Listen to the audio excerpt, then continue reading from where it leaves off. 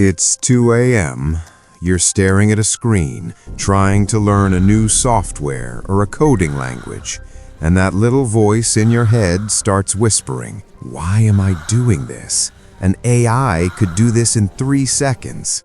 Be honest, does it feel like we're all just racing against a clock that's ticking faster than we can learn? We're told to learn Python, then it's prompt engineering, then it's some new agentic workflow. It's exhausting. It feels like we're trying to build a sandcastle while the tide is coming in at 60 miles per hour. But here's the truth no one is telling you. You are struggling because you're trying to compete with AI on its home turf. You're trying to learn tools. Tools go obsolete. Systems are forever. Today, I want to show you how to stop being a user and start being an architect.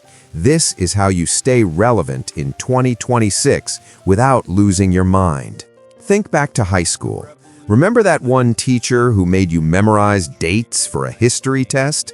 1776, 1812, 1945. That was a tool approach. You memorized data points. And where is that info now? Probably gone.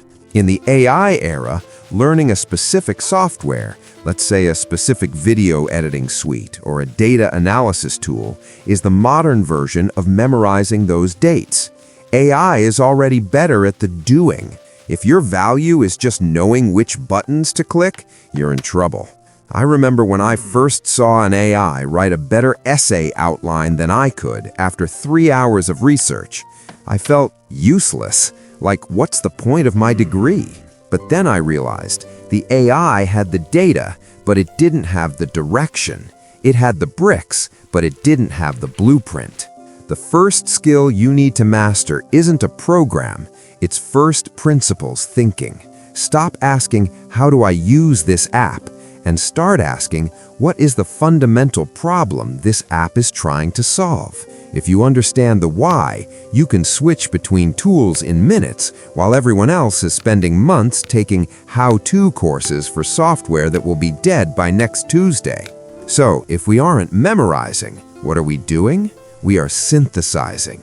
AI is a stochastic parrot. That's a fancy way of saying it predicts the next word based on patterns. It's a mirror. It can't truly connect two ideas that have never been touched before. Synthesis is looking at biology and applying it to business. It's looking at a video game mechanic and applying it to how you study for finals. This is what I call the cross-pollination system. Instead of going deep into one narrow niche where AI is a god, go T-shaped. Be decent at many things and elite at connecting them. Action step? Tonight, instead of scrolling TikTok, pick 2 completely unrelated topics. Read a Wikipedia page on ancient Roman concrete and watch a video on modern UX design. Force your brain to find one connection between them. That mental spark, that is your one thing AI can't simulate. That is your job security. Now let's get practical. To stay ahead, you need to stop treating your brain like a hard drive. Your brain is a processor. If you're still taking notes by just writing down what a professor says word for word, stop. You're acting like a low-tier recorder. In 2026, the elite skill is curation. You need a personal knowledge management system, whether it's Obsidian, Notion, or just a physical commonplace book. The system works like this. Capture. Don't trust your brain to remember anything. Filter. Ask, will this be useful in 5 years? If not, delete it. Distill. Summarize the info into your own voice. If you can't explain an AI-generated output in your own stupid words, you don't own that knowledge. You're just a middleman. When you have a library of your own thoughts, you aren't scared of AI. You use AI to search your library, to challenge your library. You become the director, and the AI becomes your unpaid intern. Look, I get it, it's scary.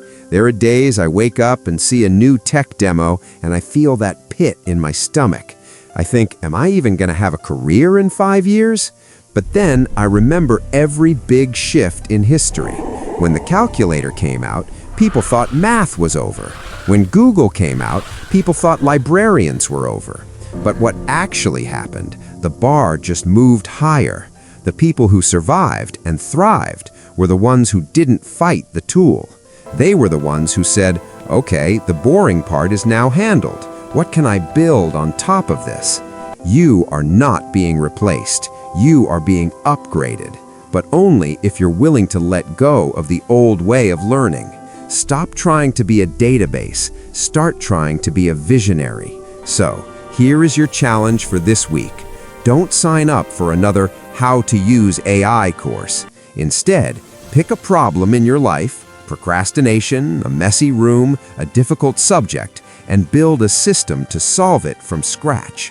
Focus on the logic, not the app. Try this tonight.